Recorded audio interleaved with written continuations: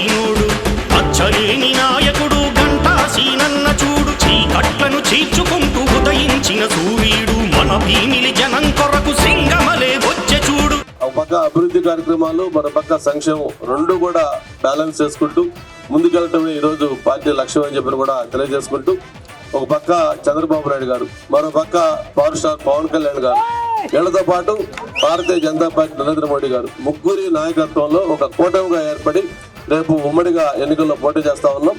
ఎందుకంటే ఇప్పటికే రాష్ట్రంలో పరిపాలన గాడి తప్పింది.